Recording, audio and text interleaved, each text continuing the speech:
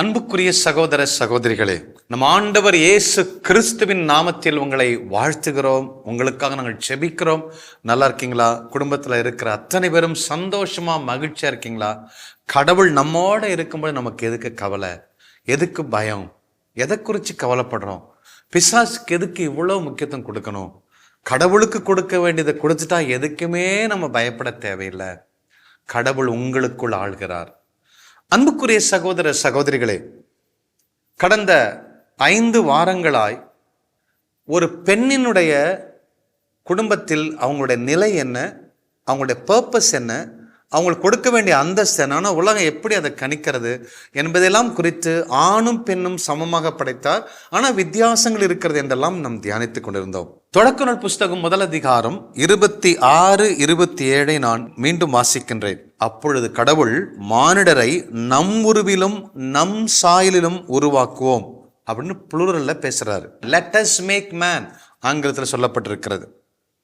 அவர்கள் கடல் மீன்களையும் வானத்து பறவைகளையும் கால்நடைகளையும் மண்ணுலகு முழுவதையும் நிலத்தில் ஊர்வன யாவற்றையும் ஆளட்டும் என்றார்.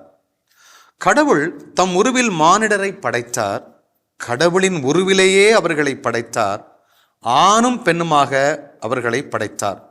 கடவுள் அவர்களுக்கு ஆசி வழங்கி பலுகி பெருகி மண்ணுலகை நிரப்புங்கள், அதை உங்கள் ஆற்றலுக்கு உட்படுத்துங்கள். கடல் மீன்கள், வானத்து பறவைகள், நிலத்தில் ஊர்வன உயிர் வாழ்வன, நிலத்தில் ஊர்ந்து உயிர் வாழ்வன அனைத்தையும் ஆளுங்கள் என்றார். அன்புக்குரிய சகோதர சகோதரிகளே, அவர் God is a God of purpose அப்படிங்கிறத நம்ம கடந்த வாரம் தியானித்தோம். கடவுள் இந்த உலகத்தில் படைத்த அத்தனையும் குறிக்கோளோட தான் படைத்தார். நிலா, சூரியன், நட்சத்திரங்கள், மலர்கள் என்றெல்லாம் படைத்திருக்கிறார். ஆனால் ஏன் மனுஷனை படைத்தார்? 6 நாட்கள் கழித்து 6வது நாள் ஏன் மனுஷனை படைத்தாரு? அன்பான சகோதர சகோதரிகளே, மனிதனை கடவுள் படைக்கும் பொழுது அவருக்குள்ள 2 overarching purposes இருந்தது. He had 2 overarching purpose in his mind at the time of creating humanity. மனித குலத்தை அவர் படைக்கும் பொழுது, ஆதாம் ஏவாளை படைக்கும் பொழுது, ஒரு மனுஷனை படைக்கும் பொழுது அவருக்குள்ள 2 முக்கியமான குறிக்கோள்கள் இருந்தன. ஒன்று ரிலேஷன் அல்லது ரிலேஷன்ஷிப் அல்லது ஃபெலோஷிப். கடவுளை அன்பு செய்ய, கடவுளோடு உறவாடுறதுக்கு ஒருத்தன் தேவை, ஒரு குலம் தேவை என்று சொல்லி, அதான் main purpose, to have relationship with God, to love God, to give top priority for God. கடவுளுக்கு முதன்மையான இடம், அவரோடு உறவு கொள்வது தான் ஃபஸ்ட்டு பர்பஸ். 2வது பர்பஸ் என்னவென்றால் ஒகேஷன் என்றால், ஒன்று பர்சனல் ரீசன், 2வது கடவுளுடைய மாண்பை, புகழை, கடவுளுடைய அன்பை இந்த உலகத்துக்கு எடுத்து சொல்ல மனுஷங்க தேவை. நரியோ குரங்கோ பாம்போ போய் சொல்ல முடியாது. ஸோ இதுக்காக தான் இந்த மனுஷனை படைத்தார். அனிமல்ஸை, பறவைகளை படைத்த கடவுள் மனிதன் எதற்காக படைத்தார்னா லவ், அன்பு தான் மனுஷனை உருவாக்குவதற்கு ஒரு அடிப்படை காரணம். ஏனென்றால் கடவுள் அன்பாய் இருக்கிறார். 1 யோவான் 4வது அதிகாரம் 8-16 வாசிக்கிறோம். God is love. கடவுள் அன்பை கொடுக்கிறாரு, அன்பை சொல்லி கொடுக்கிறாரு அப்படி இல்லை, அவரே அன்பாகவே இருக்கிறார். அன்பை கொடுத்தாலும் அவர் அன்பாக இருக்கிறார். எரேமியா 31:3 வாசிக்கிறோம், I have loved with you an everlasting love. என்றும் முடிவராத அன்பினால் அவங்கள முடிசூட்டுகிற, அன்பு செய்கிறேன் அப்படிங்கிறார். அன்பான சகோதர சகோதரிகளே, கடவுள்கிட்ட நிறைய பண்புகள் இருக்கு இல்லைங்களா? அவர் பரிசுத்தர் அப்படிங்கிற பண்பு, பியூரிட்டி, அது ஹோலினஸ் என்று சொல்லுகிறோம். ரைச்சியஸ், நீதிமான், கடவுள் ஒரு நீதி உள்ள கடவுள் என்று சொல்லுகிறோம். ஆம்னிபொட்டன்ட், சர்வ வல்லமையுள்ள கடவுளுங்கிறோம். ஆம்னி பிரசன்ஸ், எங்கும் வியாபித்திருக்கிற கடவுள் என்று சொல்லுகிறோம். அவர் ஆல்மைட்டி காட், வல்லமையுள்ள கடவுள், அவரை எதிர்த்து நிற்க இந்த உலகத்தில் இல்லை. அவர் மெர்சிஃபுல் காட் என்று சொல்லுகிறோம். ஆனால் கடவுள் அன்பாக இருக்கிறார் என்று பல பண்புகளை சொல்றோம். ஆனால் கடவுள் சொல்றாரு, அவர் என்னை தவிர வேற கடவுள் இல்லை. தந்தை, மகன், தூயாவி 3 ஆட்கள் இருந்தாலும் ஒரே கடவுள். அந்த ஒரே கடவுளாக தான் இருக்கிறாரு. ஆனால் கடவுள் நீதி உள்ளவராய் இருக்கணும், அந்த பண்பை வெளிப்படுத்தணுங்கிறதுக்காக மனுஷன் தேவையில்லை. God does not need anybody that he wants to prove that he is so righteous. அப்போ God does not need anyone in order to be holy. அவர் பரிசுத்தமாக இருக்கிறார்னா மக்கள் முன்னிலையில் தான் பரிசுத்தமாக இருக்கணும் அவசியம். அவர் தனியாக இருக்கும்போதே அவர் பரிசுத்தர் தான். அவர் பரிசுத்தர் என்பதை நிரூபிப்பதற்காக மக்கள் தேவையில்லை, மனுஷன் மானுடம் தேவையில்லை. But God wants humanity in order to prove, in order to share his love. அவர் அன்பை வெளிப்படுத்த, அன்பை பரிமாறிக்கொள்ளதான் மனுஷன் தேவை. ஆகவே தான் எல்லா நிலாசூரியெல்லாம் படைச்சவர் மனுஷன் எதுக்கு படைச்சார்னா, அவர் அன்பு செய்யவும், அவங்க மனிதன் கடவுளை அன்பு செய்யவும், உறவு கொள்ளவும், கடவுளை உலகத்துக்கு சொல்லவும் தான் மனுஷனை படைச்சார். அன்புக்குரிய சகோதர சகோதரிகளே, அப்போ மனுஷனை படைச்சார்னா அவன் தனக்கு அன்பு செய்யணும்னா அவருடைய சொந்த சாயல் இருந்தாதான் அன்பு செய்ய முடியும். அப்போ கிவரும், கடவுள் என்பவர் அன்பு லவ் கிவர், மனுஷன் என்பவன் லவ் ரிசீவர். அப்போ கிவரும் கொடுக்கிறவரும் பெற்றுக்கொள்கிறவனும் ஒரே சமநிலை இருந்தாதான் அந்த அன்பு சமச்சீர் நிலையில் உள்ள அன்பா இருக்க முடியும். த லவ் ஆஃப் ஈக்குவிலிபிரியம் என்று சொல்லுகிறார்கள். அப்போ அவர் எப்படி என்ன அன்பு செய்யறார், அப்படி நான் அன்பு செய்யணும்னா அவருடைய நிலையில இருக்கணும். அதனால்தான் கடவுள் என்ன செஞ்சாரு, let us make man in our own image, in our own likeness என்று சொன்னார். யோவான் 3:16 எந்த அளவுக்கு அவருடைய அன்பை நிரூபிச்சார்னா, தன்னுடைய சொந்த மகனாகிய இயேசு கிறிஸ்துவே நமக்காக சிலுவையில் ஒப்பு கொடுத்து நம் மீது அன்பு கூர்ந்தார். அத்தனை பேரும் மீட்கப்படும்படி, ஒருத்தர் கூட கெட்டு போகாதபடி, நாம பாவ நிலையில் இருக்கும் பொழுதே அப்படி அவர் அன்பு செஞ்சார் என்று யோவான் 3:16 வாசிக்கிறோம். அப்போ the love would not complete, the love giving is meaningful and complete when the giver receiver are alike. அன்பு செய்கிறவரும் அன்பை பெற்றுக்கொள்கிறவரும் ஒரே நிலையில் இருந்தாதான் அந்த அன்பை பரிமாறிக்கொள்ள முடியும் சொல்லிதான் கடவுள் நிலாசூரியனை படைச்ச தன்னை போல படைக்கல, மனுஷனை தன்னை போல தன் சாயலில தன் உருவிலே மனுஷனை படைச்சார். இதுதான் purpose of creating humanity. The ultimate purpose என்னன்னா, தான் கடவுள் அன்பை பிராக்டிஸ் பண்ணணும். இயேசு கிறிஸ்து பரிசுத்தாவிக்குள்ள அன்பை பிராக்டிஸ் பண்றாங்க. அந்த அன்பை மற்றவங்களோட கொடுக்கணும்னா அந்த மனுஷனை படைத்தார், தன் சாயலில் படைத்தார். அன்புக்குரிய சகோதர சகோதரிகளே, அதனால தான் ஒவ்வொரு மனுஷனும் ஆணும் பெண்ணும் கடவுளை அன்பு செய்யும்படி படைக்கப்பட்டிருக்காங்க. we are in such a way we are designed that we can love only God. அதனால தான் பவுல் சொல்றாரு, கடவுளிடம் அன்பிலிருந்து என்னை பிரிப்பவன் யார்? சாவா, என்ன வளர்ச்சியா, பணமா, பொருளா, பட்டினியா, nothing can separate me from the love of God அப்படிங்கிறார். இதுதான் மனுஷனை உருவாக்கினதற்கு, ஒரு ஆணையும் பெண்ணையும் உருவாக்கினதற்கு அடிப்படை காரணம். நாம அவர் அன்பு செய்யணும், அவர் என்ன அன்பு செய்யணும். அப்போ அந்த அன்பு சமமாய் பரிமாறிக்கொள்ளப்பட வேண்டும் என்பதற்காக படைச்சாரு. அதனாலதான் நமக்கு நீ என்ன தண்ணி அடிச்சாலும், சிகரெட் அடிச்சாலும், விபச்சாரம் பண்ணாலும், சொத்து மேல சொத்து வாங்கி குவித்தாலும் திருப்தி இல்லாததுக்கு ஒரே காரணம், நம்மளுடைய உடம்பு, ஆவி, ஆத்மா அத்தனையும் படைக்கப்பட்டது கடவுளை நேசிக்க. அங்க கேவிட்டி இருக்கும்போது நமக்கு மகிழ்ச்சி வரவே முடியாது. இது முதல் பாயிண்ட். பாருங்க, இந்த குடும்பத்துக்குள்ள ஆணும் பெண்ணும் அவங்களுக்குள்ள வரக்கூடிய போராட்டங்களை, பிரிவினைகளை நீக்குவதற்கு நான் ஒரு ஆழமான சத்தியத்தை சொல்ல போகிறேன். அன்புக்குரிய சகோதர சகோதரிகளே, ரெண்டாவது கடவுள் என்ன சொன்னாரு, let us make man in our own image, in our own likeness அப்படிங்கிறார். வாங்க நாம கடவுளை, மனுஷனை உருவாக்குவோம் வாங்க அப்படின்னாரு. அன்புக்குரிய சகோதர சகோதரிகளே, இது நீர்த்திரள் உண்டாகுக, நீர்த்திரள் உண்டாகுக அப்படின்னு சொன்னா உண்டாச்சு. அப்போ வாங்க நம்ம எல்லாம் கூடி டிஸ்கஸ் பண்ணி அதை உண்டாக்கும் அப்படின்னு சொல்லலை. மலைகள் குன்றுகளை உருவாக்கும் பொழுது வாங்க வாங்க வாங்க ஹோலி ஸ்பிரிட் வாங்க, ஏசப்பா வாங்க, வார்த்தையானவரை வாங்க, நம்ம டிஸ்கஸ் பண்ணி உருவாக்கம் சொல்லலை. ஆனால் எல்லாம் உருவாக்கி விட்டு 6வது நாள் let us make man in our own image வாங்க அப்படின்னு சொல்லி டிஸ்கஸ் பண்றாங்க. அன்புக்குரிய சகோதர சகோதரிகளே, let there be light, let there be firmament, வான் விரிவு உருவாக்கப்பட வேண்டும் சொன்னா ஆகாயம் விரிவு உண்டாச்சு. அப்போ இப்ப பாருங்க, இதெல்லாம் கட்டளை சொன்ன உடனே உண்டாச்சு. ஆனா மனுஷன் உருவாக்கும், வாங்க நம்ம உருவாக்கும் அப்படிங்கிறாரு. அப்போ now the word of command turned into consultation. அப்போ அது உருவாகட்டும், இது உருவாகட்டும், நாய் உருவாகட்டும், பேய் உருவாகட்டும், அப்படி உருவாகட்டும் அப்படின்னு சொன்ன பேய் அவர் உருவாக்கல, எல்லாத்தையும் உருவாக்கினவர், கட்டளைனால் உருவாக்கினவர்.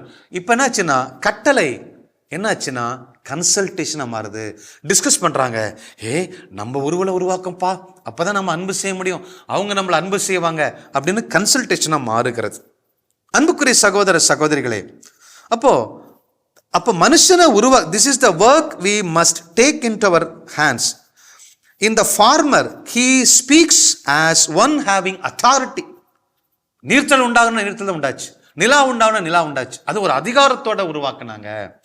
இப்போ இந்த ஆஸ் ஒன் அஃபெக்ஷன். இப்போ பாருங்க, மனுஷனை உருவாக்கும் போது ஒரு அஃபெக்ஷனோட, வாங்கப்பா நம்ம சாயல்ல ஒரு மனுஷனை உருவாக்கும், அவனை அன்பு செய்வோம், அவன் நம்மளை அன்பு செய்வான் அப்படின்னு சொல்லி அவங்க அன்பு செய்வாங்க என்று சொல்லி அன்போட உருவாக்குறாங்க.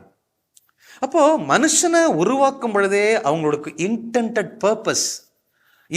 பர்பஸ் இருக்கு. உள்ளுக்குள்ள ஆழத்துல கடவுளுக்குள்ள அவனை நான் அன்பு செய்யணும், கடைசி வரை அவனை நான் அன்பு செய்யணும். இதுக்கு தான் படைக்கப்பட்டிருக்கும். இதை மாறி போகும்போது நம்மளால வாழ்க்கையில் நார்மலா வாழ முடியாது.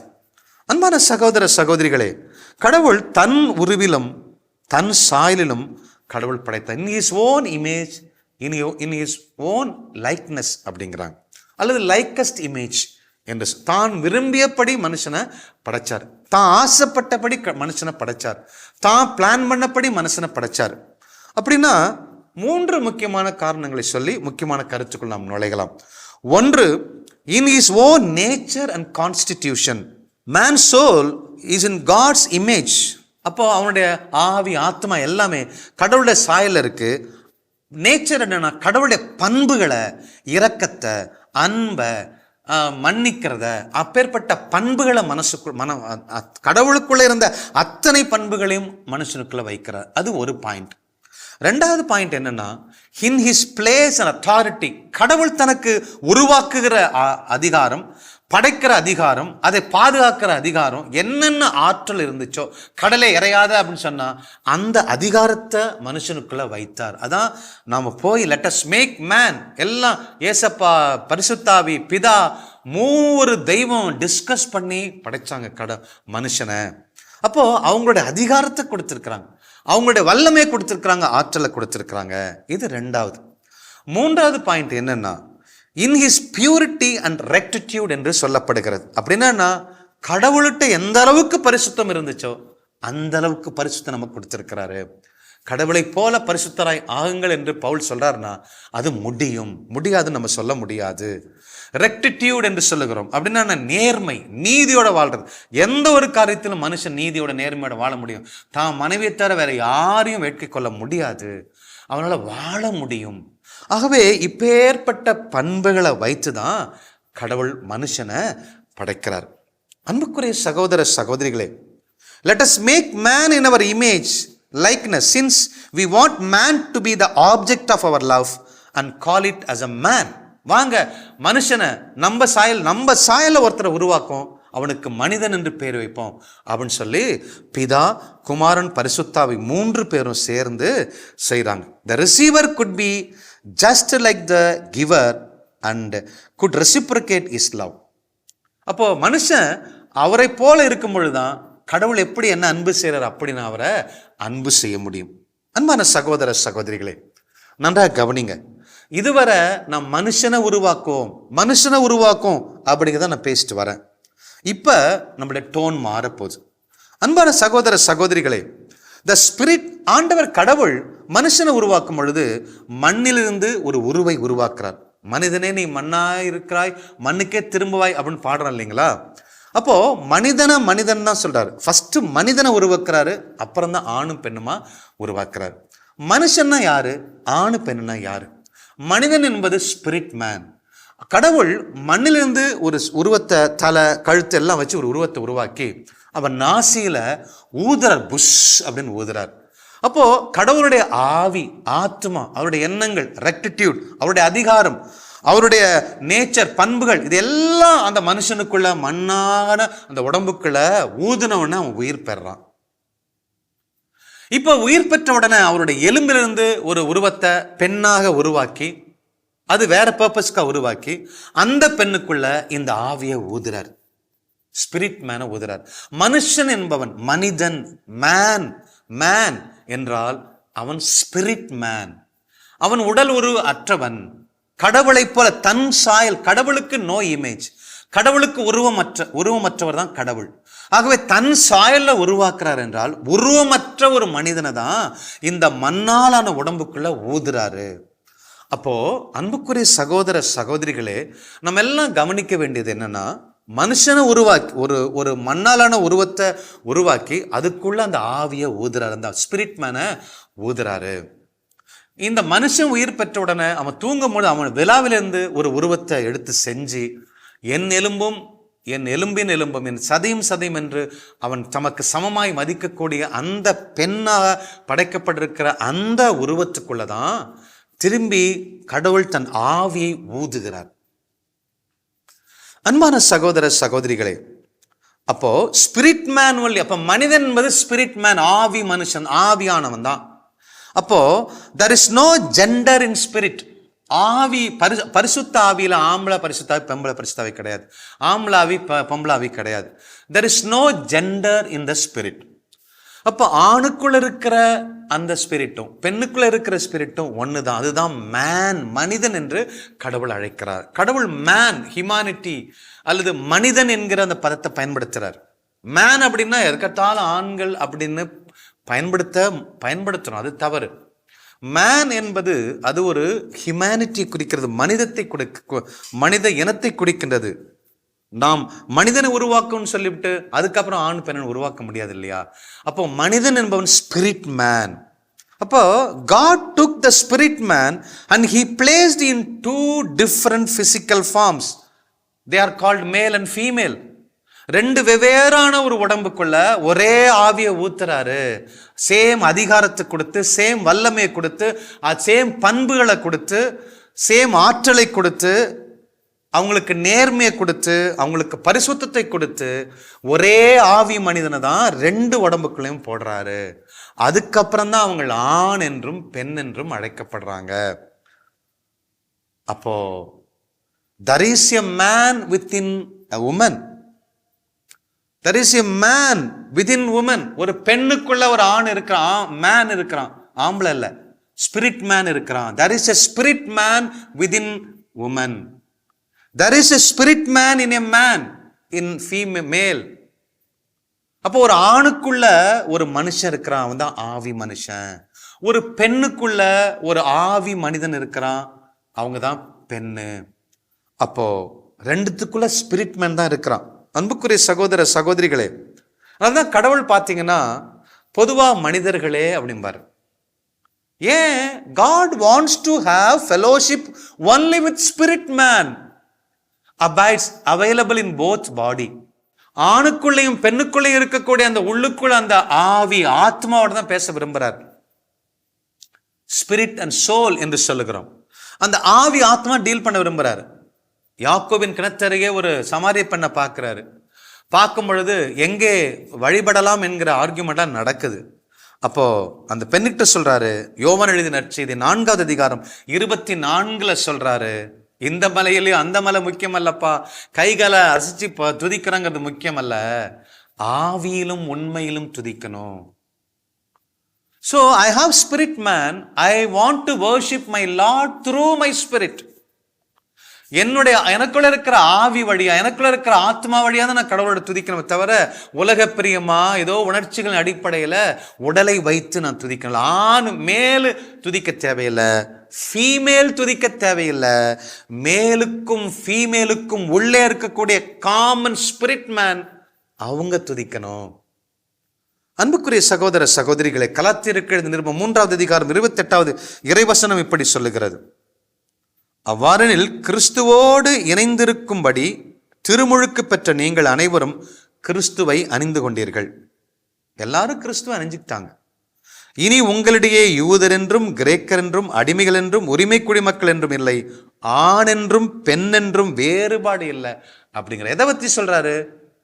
வேறுபாடே இல்லாம இல்லை, எக்ஸ்டர்னலா வேறுபாடு இருக்கு. ஏன் உறுப்பு வேற, ஏன் உடம்பு வேற, என் மனைவியின் உறுப்பு வேற. ஆனா ரெண்டு பேருக்குள்ள இயேசு கிறிஸ்துவோடு இணைந்து விசுவாசத்தோடு நான் வாழ்கிற பொழுது எனக்குள்ள இருக்கிற ஆவியும் அவளுக்குள்ள இருக்கிற ஆவியும் ஒன்றுதான். அது கடவுளுடைய ஆவி, கடவுளுடைய இமேஜ், கடவுளுடைய சாயல், கடவுளுடைய லைக்னஸ். அன்புக்குரிய சகோதர சகோதரிகளே, சோ இப்படி இருக்கும் பொழுது ஆணுக்கும் பெண்ணுக்கும் என்னங்க, ஒருத்தன் மேல ஒருத்தவங்க கீழே. There is no inferior, there is no superiority, there is no inferiority between male and female. ஆணை விட பெண்ணை விட ஆண் பெரியவங்க எப்படின்னு சொல்ல முடியும்? ரெண்டு உடம்பு சாகக்கூடிய உடம்பு, மண்ணா போகக்கூடிய உடம்பு. ஆனால் அந்த உடம்புக்குள்ள இருக்கிற ஆவிதான் கடவுள் கொடுக்கிற ஆவி. அது same. there is no gender in spirit. அன்புக்குரிய சகோதர சகோதரிகளே, இந்த ஆழமான கருத்தை ஒவ்வொரு ஆணும் ஒவ்வொரு பெண்ணும் மனதில் வைத்து கொள்ள வேண்டும். ஆகவே பர்பஸ் வேற, அதனால்தான் வித்தியாசம், உடல்ல வித்தியாசம், எண்ணத்தில் வித்தியாசம். ஆனால் மகிமையில், குளோரியில, மீட்புல 2 பேரும் சமம். God plus. கிறிஸ்து இயேசுவில் அன்புக்குரியவர்களே, உண்மையிலே இந்த நாளின் செய்தியை கேட்டு என்னுடைய ஆன்மா அது கெம்பிரித்து ஆண்டவரை ஏற்றி போற்றுகின்றது. ஆண்டவர் என்ன ஒரு உன்னத படைப்பாக அவர் இந்த மனுக்குலத்தை படைத்திருக்கின்றார். தன்னோடு உறவு கொள்ளும்படி, தன்னுடைய அன்பை பிரதிபலிக்கும்படி அவனுக்கு அவ்வளோ ஒரு அந்த அன்பாகவே தான் இருப்பதை இந்த மனிதன் வெளிப்படுத்த மாட்டானா என்று சொல்லி, தன்னோடு உறவு கொள்ள மாட்டானா என்று சொல்லி அந்த அன்பை வெளிப்படுத்தும் விதமாக அந்த மனிதனை படைத்திருக்கிறாரு. நாம் எப்படிப்பட்ட ஒரு அற்புதமான நோக்கத்தோடு நாம் படைக்கப்பட்டிருக்கின்றோம். கடவுள் தன்னுடைய அன்பை அதை இன்ட்ராக்ட் பண்ணி, அதை எக்ஸிபிட் பண்ணி, எக்ஸ்சேஞ்ச் பண்ணி, பிராக்டிஸ் பண்ணாதானே அதை வெளிக்காட்ட முடியும் என்று சொல்லி அதற்காகவே நம்மை படைத்திருக்கிறார். அவை நாம் அந்த ஆவி மனுஷனா இருக்கின்றோம். அந்த அதே ஆவி மனுஷன்தான் இந்த ஆணுக்குள்ளும் பெண்ணுக்குள்ளும். சோ மனிதன் என்பது ஆவி மனிதன், அது ஆண் என்கிற உருவிலும் பெண் என்கிற உருவிலும் இருக்கிறது. ஆனா 2 பேருக்கு ஒரு டிஃபரெண்ட் பர்பஸ். ஆனா அது 2 பர்பஸும் சால்வ் பண்றது என்னன்னா அந்த தேவ அன்பை அது நிறைவேற்றும்படியாக, பிரதிபலிக்கும்படியாக.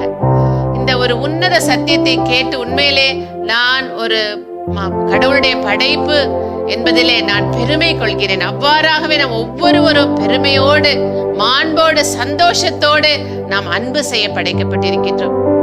சோ ஒரு குடும்பத்துல பாருங்க, இங்க ஒரு ஸ்பிரிட் மேன், இங்க ஒரு ஸ்பிரிட் மேன், வெவ்வேறு உருவுல அவங்க 2 பேரும் அன்பு செலுத்தணும். ஏன்னா அவர்கள் அன்பாலே படைக்கப்பட்டிருக்கிறார். கடவுள் அன்பாலே அவர்கள் படைக்கப்பட்டிருக்கிறார். எவ்வளவு ஈஸியில நம்ம ஒருத்தரை ஏற்றுக்கொள்வது. இந்த சத்தியத்தை நாம் திரும்ப தொடர்ந்து போட்டு கேட்போம், அதை புரிந்து கொள்வோம். நமக்குள்ள அந்த கடவுளுடைய சாயல் இருக்கிறது, கடவுளுடைய பண்பு இருக்கு, கடவுளுடைய நீதி இருக்கு, கடவுளுடைய பரிசுத்தம் இருக்கு. ஆகவே அது எல்லாத்தையும் நம்மளால பிராக்டிஸ் பண்ண முடியும், மற்றவர்களிடம் காட்ட முடியும். நம்ம சோர்ந்து போக தேவையில்லை. நம்ம கண்டுபிடிக்க வேண்டியதெல்லாம் ஒண்ணுதான், அவனும் ஆவிக்குரிய மனுஷன்தான், நானும் ஆவிக்குரிய மனுஷன்தான். உடல் பர்பஸ் தான் வேற வேற, ஆனால் 2 பேரும் சேர்ந்து நம்மளால செய்ய முடியும் என்கிற ஒரு கன்விக்ஷனுக்கு இதனால வந்துரும். அதனால அந்த அன்பு நமக்குள் பரிசுத்த ஆவியின் வழியாக ஊற்றப்பட்டிருக்கிறது. இந்த ஒரு சத்தியத்தை புரிந்து கொண்டவர்களாக மூவரு தேவனை நாம் வாழ்த்தி பாடுவோமா? அவர் சொன்னால, வாருங்க நாம போய் நம்முடைய உருவிலும் சாயலையும் இந்த மனுஷனை படைப்போம் என்று சொல்லி ஒரு கன்சல்ட் வச்சு ஒரு மீட்டிங் போட்டு அல்லவா அற்புதமாய் நம்மை உருவாக்கி இருக்கிறார். அப்படிப்பட்ட அற்புத படைப்புகள், வாருங்கள் இணைந்து கடவுளை ஆராதிப்போம். அவரை ஆராதிக்க அவரை போலவே நாம் மாறுவோம். நமக்குள்ள இருக்கிற அந்த ஆவி மனுஷன் அது வெளிப்படட்டும். வெறும் நம்முடைய இந்த பிளஷ் ஊனியல்பை வெளிப்பட போதும். உள்ளுக்குள்ள இருக்கிற ஆவி மனுஷன் மேலோங்கி நிற்கட்டும். Let him dominate us. அப்படியாக நாம் இந்த வேளையில ஆண்டவரை ஆராதித்து புகழ்ந்து அந்த ஆவிக்குரிய ஒரு வாழ்க்கையை நாம் வாழ்வோம். வாருங்கள் கரங்களை தட்டி பாடுவோம்.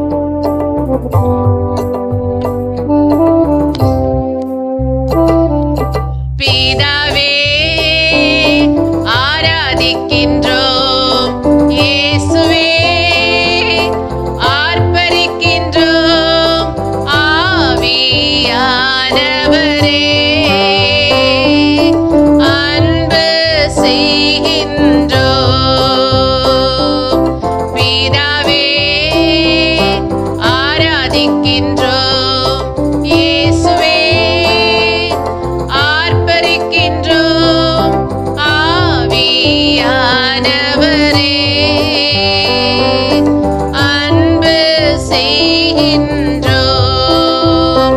உம்மை ஆராதிக்கின்றோம், ஆர்ப்பரிக்கின்றோம், அன்பு செய்கின்றோம். நாங்கள் ஆராதிக்கின்றோம், ஆர்ப்பரிக்கின்றோம், அன்பு செய்கின்றோம். ஏனென்றால் நாம் அவருடைய மகனாக மகளாக படைக்கப்பட்டிருக்கின்றோம். அவருடைய உருவில், அவருடைய சாயல், அவருடைய பண்புகள்ல அதை வெளிப்படுத்தும்படியாக படைக்கப்பட்டிருக்கோம். நம்முடைய இயல்பே அதுதான். அதுல மட்டும்தான் நம்மால நிறைவு காண முடியும். ஆவே ஆராதித்து பாடுவோம்.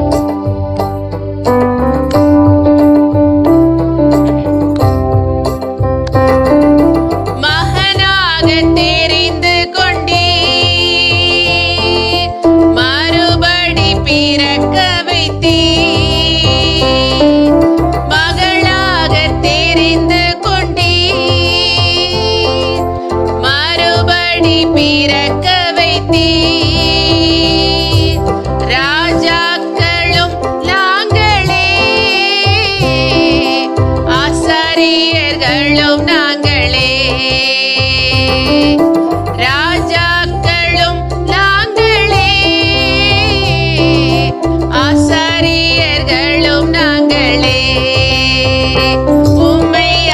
ஆராதிக்கின்றோம், ஆர்ப்பரிக்கின்றோம், அன்பு செய்கின்றோம்.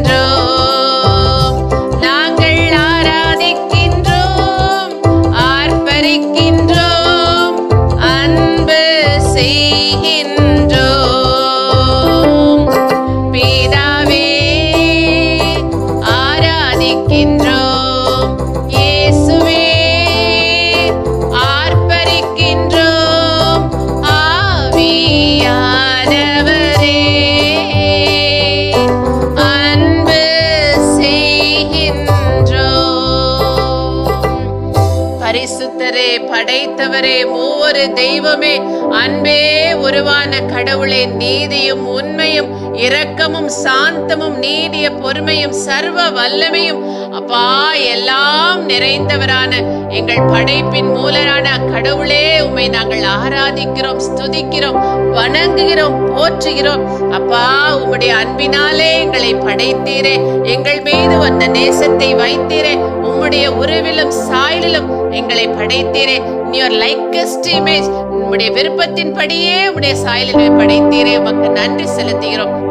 அப்பா, எவ்வளவு உன்னதமாய் எங்களை ஒவ்வொருவரையும் நீர் உருவாக்கி இருக்கிறேன். அப்பா, இந்த உன்னத சாயலை சிதைக்க செய்யக்கூடிய அத்தனை காரியங்கள் எங்களிலிருந்து வெளியேறும்படியே நாங்கள் கட்டளை கொடுக்கிறோம். ஆண்டவர், இணைப்பில் இருக்கிற ஒவ்வொரு பிள்ளைகளையும் அவருடைய இறை தன்மையை, இறை சாயலை குலைக்கக்கூடிய அத்தனை தீமைகள் வெளியேறட்டும் இயேசுவின் நாமத்திலே. உம்முடைய அன்பிலிருந்து பிரிக்கக்கூடிய காரியங்கள் வெளியேறட்டும் இயேசுவின் நாமத்திலே. பரிசுத்தம் கடந்து வருவதாக, தேவ சிநேகம் ஊற்றப்படுவதாக, பிள்ளைகள் தங்கள் ஆவிக்குரிய நிலையை உணர்ந்து கொள்வார்களாக, கடவுளின் ஆவி தனக்குள் ஊற்றப்பட்டிருக்கிற இந்த உன்னத நிலையை புரிந்தவர்களாக எழுந்து ஜொலிப்பார்களாக, ஒருவர் மற்றவரை அப்பா அளவில்லாமல் நேசிப்பார்களாக. நீங்கள் எங்களை நேசிப்பது போல நாங்கள் ஒருவரை நேசிப்போமாக. அப்படி ஒரு ஹார்மனி ஒவ்வொருவருக்குள்ளும் உண்டாவதாக. எங்கள் ஆண்டவர் இயேசு கிறிஸ்துவின் நாமத்தில் ஜெபிக்கிறோம் எங்கள் ஜீவனுள்ள நல்ல பிதாவே, ஆமென். அன்புக்குரியவர்களே, ஆண்டவராக இயேசு கிறிஸ்துவின் மீது முழுமையான நம்பிக்கை கொள்வோம், நிறை வாழ்வை பெற்றுக்கொள்வோம். God bless you. இயேசுவுக்கே புகழ், மரியே வாழ்க.